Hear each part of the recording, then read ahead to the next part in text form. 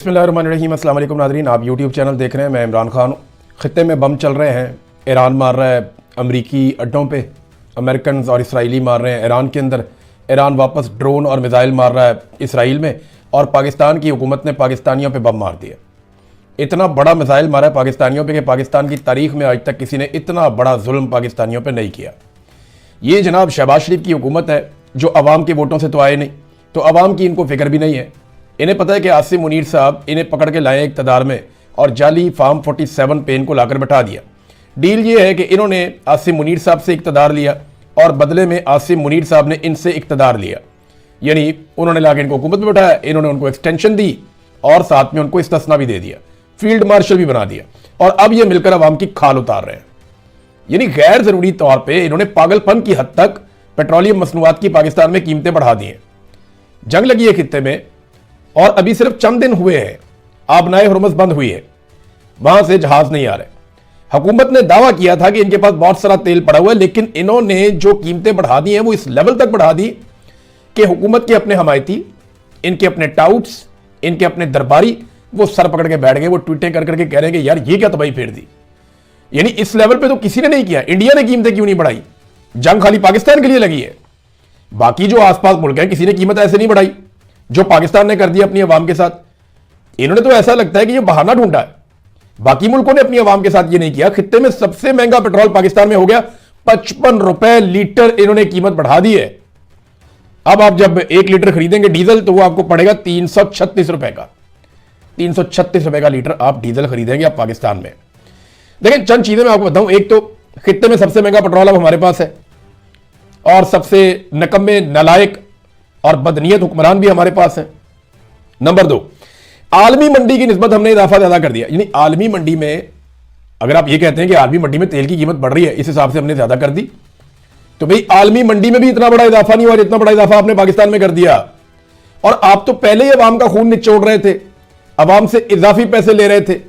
100 रुपए के करीब तो, यानी 85 के करीब तो आप लेवी ले रहे थे सिर्फ अवाम से। टैक्सेस की मद में आप 100 रुपए से ऊपर ले रहे थे, बजाय इसके कि आप पब्लिक को रिलीफ देते, आपने क्या किया और उनके ऊपर बोझ डाल दिया। तो आलमी मंडी में इतना इजाफा नहीं हुआ जितना पाकिस्तान के अंदर इजाफा हो गया। नंबर 3, इन्होंने ऐसा लगता है कि जंग को एक अपॉर्चुनिटी के तौर पे लिया कि मौका मिल गया आवाम की खाल उतारने का। उतारो आवाम की खाल, क्योंकि इन्होंने अपने मुंह से कहा था, ये चौथा नुकता बहुत इंपॉर्टेंट है, इन्होंने अपने मुंह से कहा था कि हमारे पास तेल के काफी ज़खायर मौजूद है, कोई परेशान ना हो, बहुत तेल है हमारे पास, इन्होंने ये खुद कहा था, और काफी अरसे का तेल है हमारे पास, इन्होंने ये कहा था। हालांकि डीलर एसोसिएशन कह रही थी कि 2 हफ्ते का है, लेकिन ये कहते थे नहीं हमारे पास बहुत लंबा अरसा तेल है, बेफिक्र रहे। तो जो पहले तेल सस्ता खरीदा हुआ है उसी के ऊपर अवाम से इजाफी पैसे ले लिए, 55 रुपए लीटर। यानी ये तो अवाम को चूना लगाने वाली बात है ना, ये चूना लगा रहे हैं। मैं एक हकीकत आपके सामने रखता हूं कि इमरान खान साहब के दौर में इंटरनेशनल मार्केट में तेल की कीमत आज से भी ज्यादा थी।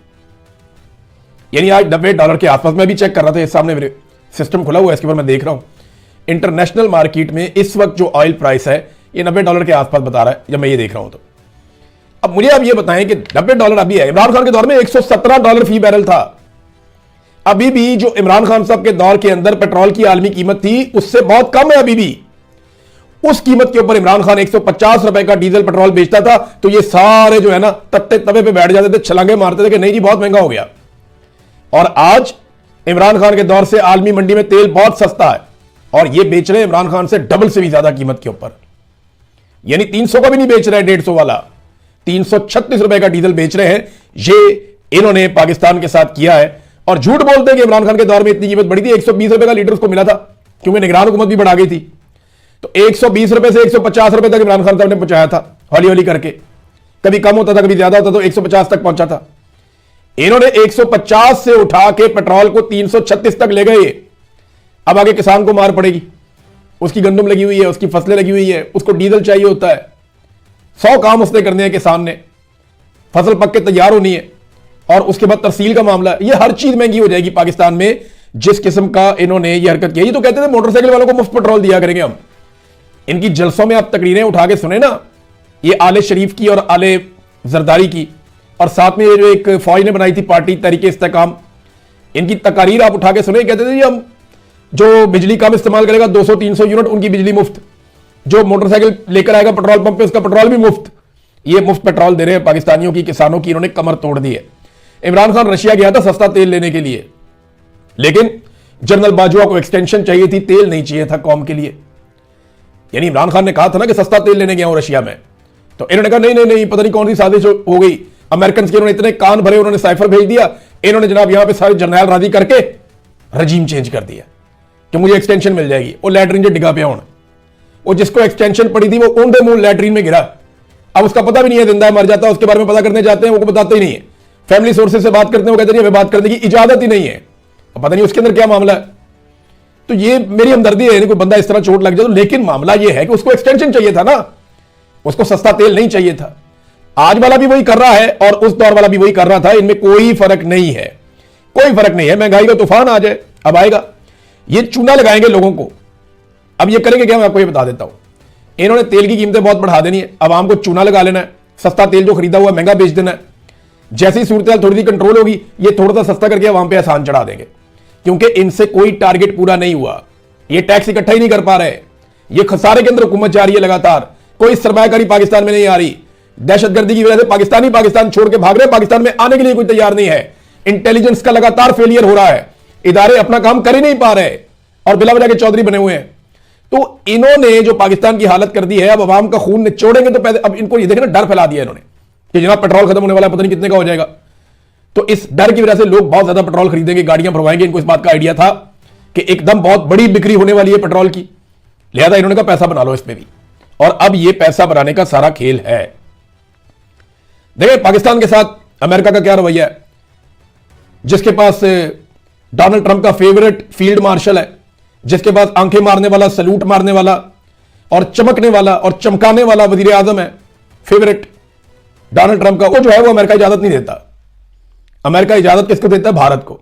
अमेरिका ने भारत से कहा कि आप रशिया से तेल खरीद लें, सस्ता तेल, आप रूस से सस्ता तेल खरीदें 1 महीने तक, और उस तेल को अपनी रिफाइनरीज के अंदर लेकर आए और वहां से आप दुनिया को तरसील दें। यानी भारत ना सिर्फ रशिया से सस्ता तेल खरीद के लाएगा, यानी कल तक रूस का तेल अमेरिका कहता था कोई ना ले, अमेरिका पाबंदियां लगाता था कि रशिया का तेल कोई ना ले, कल तक अमेरिका ये कहता था। आज वही अमेरिका रूस के तेल की खुद मार्केटिंग कर रहा है।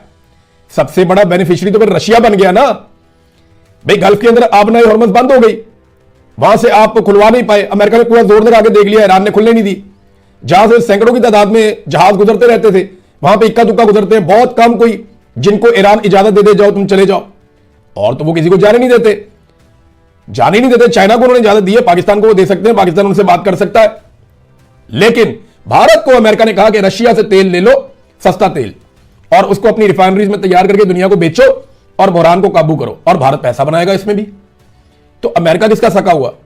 फेवरेट फील्ड मार्शल इधर है, सस्ता तेल लेगा इंडिया और पैसा भी बनाएगा इंडिया।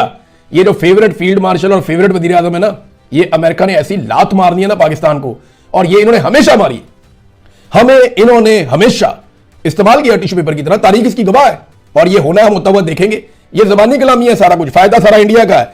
यानी ये रशिया के तेल की अब मार्केटिंग अमेरिका कर रहा है। मैं तो हैरान हो रहा हूं, जिस तेल पे पाबंदियां लगती थी, और ये खबर पूरी दुनिया में छपी हुई है। रशिया जो है ना वो बेनिफिशियरी है, वो भरपूर प्रोपेगेंडा भी कर रहा है, खुल के आ गया।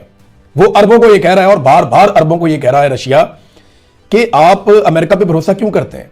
आपको बार बार ये सोचना पड़ेगा कि क्या आपको इनके अड्डों की जरूरत है या नहीं, क्या आपको इनकी मदद की जरूरत है या नहीं। ये अड्डे आपका तहफ़्फ़ुज़ नहीं कर रहे, बल्कि ये अड्डे आपके लिए खतरा हैं।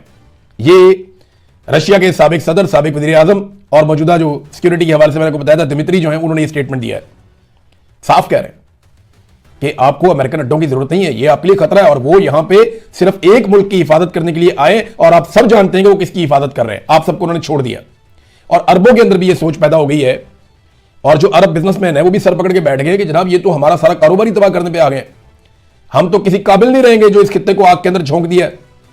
लिहाजा वो डर गए कि हमारी सिक्योरिटी जिन्होंने करनी थी वो हमारा मुल्क छोड़ छोड़ के भाग रहे। अभी तक 18,000 अमेरिकन यहां से निकलकर चले गए, बाकी लगातार निकलने की कोशिश कर रहे हैं। लेकिन हैरानकुन तौर पे अमेरिका बार बार पाकिस्तान के अंदर वार्निंग जारी कर रहा है, अमेरिकन को एडवाइजरी जारी कर रहा है अमेरिकन को। वो क्यों कर रहा है? क्या पाकिस्तान में कुछ होने जा रहा है, या अमेरिका का पाकिस्तान के हवाले से भी कोई प्लान है? मैं कुछ कह नहीं सकता अभी, लेकिन अमेरिका अगर वार्निंग जारी कर रहा है बार बार पाकिस्तान में, तो इसके पीछे कुछ ना कुछ तो जरूर है।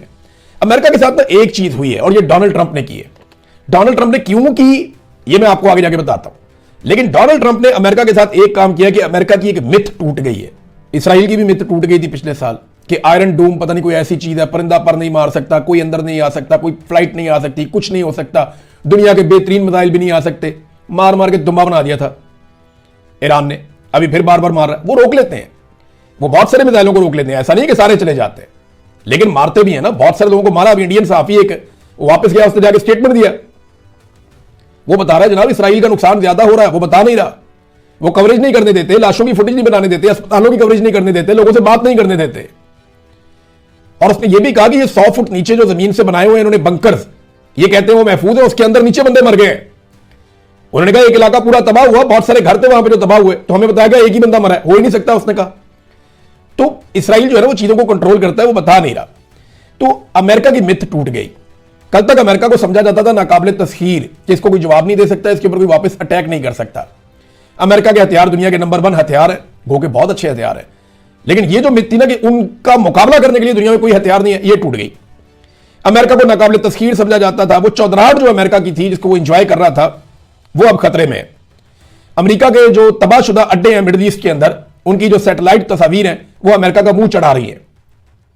वो देखें ना, आप सोशल मीडिया खोले, आपको जगह जगह नजर आते हैं। अमेरिकन अड्डे तबाह हुए हैं, रडार तबाह हो गए, फैसिलिटीज जितनी थी वो तबाह हो गई। सीआईए का जो इनका क्वार्टर था, हेडक्वार्टर, वो भी तबाह हो गया, स्टेशन जो था इनका। तो अब ये हालत हो गई है कि ईरान ने चैलेंज कर दिया अमेरिका को कि हिम्मत है तो आबनाए मरकज में अपना बहरी जहाज भेजकर दिखाओ। 2 चैलेंजेस किए उन्होंने।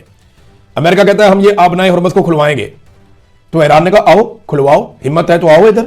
और अमेरिकन नहीं आ रहे, बल्कि वो भारत को कह रहे हैं कि रशिया से ले लो तेल, हम इधर नहीं आ रहे। ये मिथ टूट गई, अमेरिका की चौधराहट गई उसकी, और डोनाल्ड ट्रंप ने वार दी पकड़ के। ये अमेरिका के साथ डोनाल्ड ट्रंप ने बहुत बड़ी ज्यादती की है, अमेरिकन के साथ और अमेरिका के साथ। ईरान अभी तक हमले कर रहा है, अमेरिका भी हमले कर रहा है। दूसरा, ईरान चैलेंज करता है कि हमारी जमीन पे उतर के दिखाओ, आना है तो आओ, फिर ऑन ग्राउंड आओ, फिर हम आपको बताते हैं। वो कहते हैं हमने नहीं आना। जो हमले हुए हैं ना वो 3-1 के रेशो से हुए अभी तक। यानी जितना अमेरिका ने और इसराइल ने मारा है ना, उससे 3 गुना कम ईरान ने मिसाइल और ड्रोन फायर किए। 3-1 की रेशो है। मैं पहले 24, 48 या 36 घंटों की बात करते हैं। पहले 36 घंटे का डाटा मेरे पास है। उसमें यह हुआ था कि 3000 बम मारे हैं अमेरिका ने और इसराइल ने, जबकि 1000 उसके जवाब में ईरान ने मारे। अमेरिका और इसराइल के बम आकर लगते हैं एक्यूरेटली, जबकि जो ईरान के बम हैं वो जाते हैं, उनमें से बहुत सारे जो है उनको रोक लिया जाता है, लेकिन बहुत सारे जाके लग भी जाते हैं। तो नुकसान तो हो रहा है और वो दिखाई भी दे रहा है। ईरान पर जो हमले हुए इसमें 1200 शहरी शहीद हो गए हैं, 13 मेडिकल सहूलतें तबाह कर दी गई हैं। यानी ये भी लिहाज नहीं किया जा रहा, ये जंगी जराइम में आता है। 20 तालीमी इदारे जो हैं वो तबाह कर दिए गए हैं। रेड क्रिसेंट के 9 पॉइंट्स को इसराइल ने तबाह कर दिया है, जहां पे लोगों को मदद देनी थी, जबकि 200 के करीब बच्चे भी शहीद हो गए। ये हो रहा। जो विल्सन ने एक इल्जाम लगाया, ये अमेरिकन सेनेटर हैं, आप जानते हैं इनको, इन्होंने इल्जाम लगाया कि वॉर क्रिमिनल प्यूटन अमरीकियों को कत्ल करने के लिए ईरान को इंटेलिजेंस फ्राहम कर रहा है, तो रूस को भी सबक सिखाया जाए। बात तो ठीक है, क्योंकि ईरान जितने एक्यूरेट अटैक कर रहा है, जैसे एग्जैक्ट उसको एक एक लोकेशन का पता होता है कि ये जनाब वो पॉइंट है जहां पे अटैक करना है, तो ये तो फिर चाइना और रशिया की मदद के बगैर नहीं हो सकता। इतना शानदार सैटेलाइट का निजाम ईरान के पास नहीं है। वो कहीं से पक्की इंफॉर्मेशन उनको मिलती है, टिप, उसके बाद वो अटैक करते हैं। तो ये वो कर रहे हैं। सीआईए स्टेशन तबाह हो गया है। इराक में भी ईरान ने अमेरिकी लॉजिस्टिक कंपनी है ब्राउन एंड रूट, उसके ऊपर हमला किया है। वहां बड़े पैमाने पर आग लगी हुई है, बहुत नुकसान हुआ उनका। और इसके अलावा ब्लूमबर्ग के मुताबिक $300 मिलियन मालियत का रडार सिस्टम है खलीज के अंदर, वो भी तबाह हो गया है। ये उसकी फुटेज भी दिखा रहे हैं साथ में, ये ब्लूमबर्ग दिखा रहा है। और इसका एयर डिफेंस के लिए एक बड़ा कलीदी किरदार था। फिर कुवैत में अमेरिकी फौजी अड्डे की तबाही के सैटेलाइट मनाजर भी आ गए कि जनाब ये भी देख लें।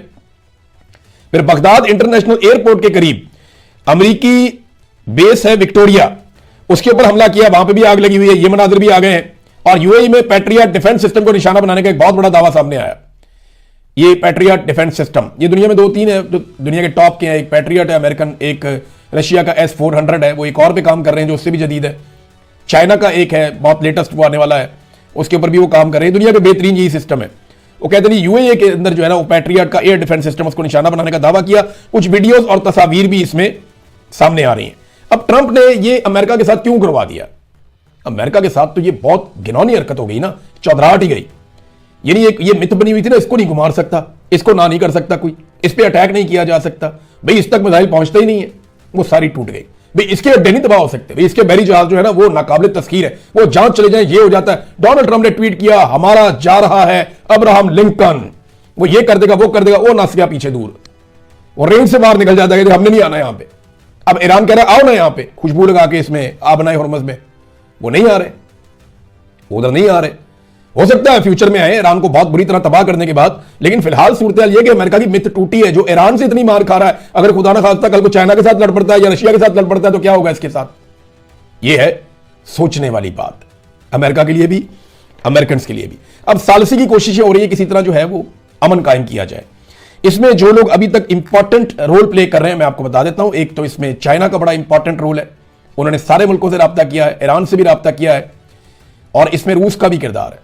रशिया ने ईरानी सदर से राब्ता किया और अपनी सपोर्ट का यकीन दिलाया, और रशिया पूरा खुलकर सपोर्ट कर रहा है इस वक्त ईरान को, जबकि चाइना भी ईरान को सपोर्ट करता है, उसकी खुदमुख्तारी को सपोर्ट करता है और उसके दिफा करने को भी सपोर्ट करता है।